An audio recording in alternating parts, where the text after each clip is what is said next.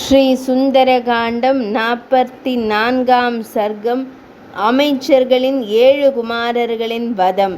அரக்கர்களின் அரசனின் கட்டளைப்படி அமைச்சர்களின் குமாரர்கள் 7 பேர் அரண்மனையிலிருந்து வெளிப்பட்டனர். அந்த சக்தி வாய்ந்த வில் வீரர்கள் நெருப்பை போன்று ஒளிர்ந்தனர். அவர்கள் வில்வித்தையில் மிகுந்த தேர்ச்சி பெற்றவர்கள். பெரிய சேனை உடன் வர தங்க முகப்புகளும் பட்டொளி வீசி பறக்கும் கொடி கம்பங்களும் ஓடும்போது மேகங்களின் முழக்கம் போல் ஒலி எழுப்பும் வேகமான குதிரைகளையும் கொண்ட பெரிய தேர்களில் அவர்கள் அமர்ந்திருந்தனர். அவர்கள் மிகுந்த உற்சாகத்துடனும் வெற்றியை பற்றிய உறுதியுடனும் இருந்தனர். இடியை போன்ற ஒலியையும் மின்னலை போன்ற ஒளியையும் வெளிப்படுத்திய வில்களை கைகளில் ஏந்தியபடி அவர்கள் போர்க்களத்தை அணுகினர். கிங்கரர்கள் போரில் வானரரால் கொல்லப்பட்டதையும் அதே எதிரியை அவர்கள் சந்திக்கப் போவதையும் அறிந்திருந்ததால் அவர்களுடைய தாயார்களும் உறவினர்களும் மிகுந்த துயரமும் பயமும் கொண்டனர். முதலில் செல்வதற்காக முண்டியடித்து கொண்டு ஒளி பொருந்திய தங்க ஆபரணங்களால் அலங்கரிக்கப்பட்டவர்களாக போர் செய்வதற்கான ஆயுதங்களுடன் ஹனுமான் அமர்ந்திருந்த நுழை வாயிலை அவர்கள் அணுகினர். அதிர்வுகளை ஏற்படுத்தி கொண்டு சென்ற தேர்களின் இடி போன்ற ஓசையுடன் எல்லா இடங்களிலும் அம்பு மழைகளை பொழிந்தபடி அவர்கள் சென்றனர். அம்பு மழைகளால் மறைக்கப்பட்டிருந்த ஹனுமான் பெரும் மழையால் மறைக்கப்பட்டிருந்த மலையைப் போல் தோற்றமளித்தார்.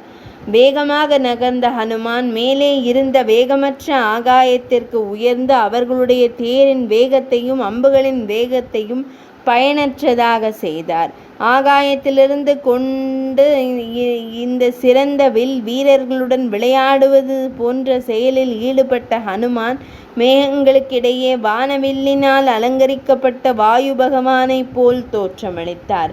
வீரமுள்ள ஹனுமான் தன்னுடைய உரத்த கர்ஜனை மூலம் சேனையிலிருந்த அரக்கர்களின் மனங்களில் அதிர்வை ஏற்படுத்தினார்.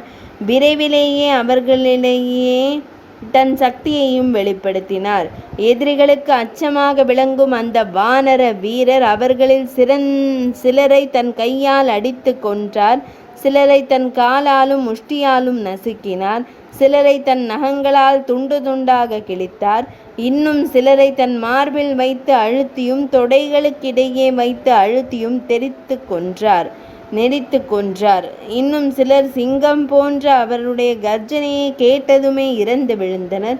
பலர் இவ்வாறு வீழ்ந்ததும் அந்த சேனையில் இருந்த வீரர்கள் அச்சமடைந்து 10 திசைகளிலும் ஓடினர்.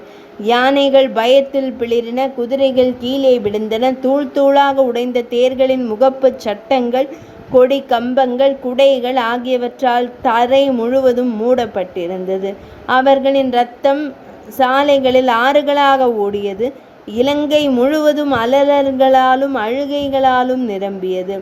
தங்கள் சக்தியால் போதை கொண்டிருந்த அரக்கர்களை இவ்வாறு அழித்த பின் போரை போன்று தோற்றம் கொண்ட அந்த சக்தி வாய்ந்த வானரர் இன்னும் பல அரக்கர்களுடன் மோதலை எதிர்பார்த்தவராக மீண்டும் நுழைவாயில் கோபுரத்தில் ஏறி உட்கார்ந்து கொண்டார். 44ஆம் சர்க்கம் நிறைவடைந்தது.